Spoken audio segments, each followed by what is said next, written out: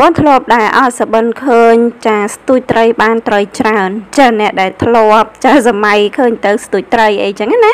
ចាដេកទៅសັບតែសម័យឃើញឬក៏យកសពឃើញចាខ្លួនឯងទៅស្ទួយត្រីឲ្យបានត្រីច្រើនណាចាតែធៀបពិតនៅក្នុងចា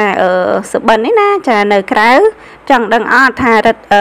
នៅពេលដែលយើងសបិនឃើញដូចនេះចាព្រឹត្តិការណ៍ក៏ដូចជារឿងរ៉ាវ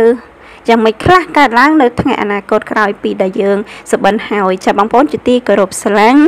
ការបើបងប្អូនយល់សពថាស្ទួយត្រីបានចាស្ទួយត្រីហើយត្រីស្ទួយនោះបានត្រីច្រើនចានោះលោកអ្នកទទួលបានលៀបហើយមុខរបររកស៊ីគឺបានចំណេញល្អចាបើសិនជាអ្នកធ្វើការជាបុគ្គលិកចាមន្ត្រីរាជការនៅក្នុងការិយាល័យ office ចានឹងចាមានលៀបក៏ដូចជាចាមេឲ្យបុណ្យអីចឹងណា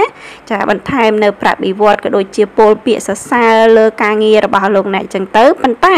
អ្នករកស៊ីជួញដូរបើកមុខរបរជួញដូរជីវកម្មអីណាចានឹងទទួលប្រាក់ចំណេញចាមុខរបរនឹងរីកចម្រើនជាងមុនហើយប្រាក់ចំណេញនោះក៏បានច្រើនជាងមុនដែរការបើសបិនឃើញដូចនេះណាបងប្អូន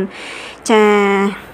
អត្តន័យនេះមានន័យចឹងឯងចាបងប្អូនបើសិនជាពេញចិត្តជួយឬក៏ Subscribe ផងណាដើម្បីទទួលបានវីដេអូថ្មីហើយនៅក្នុង Channel របស់នាងខ្ញុំកាត់សបិននេះចាគឺ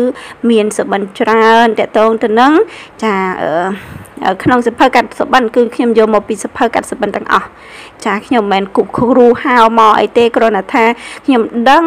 ចាខ្ញុំដឹងខ្លះហើយនឹងនៅក្នុងកាត់សបិនហ្នឹងដឹងដោយអ្វីដែលខ្ញុំដឹងចាបន្តពីដូនតារបស់ខ្ញុំចឹងឯង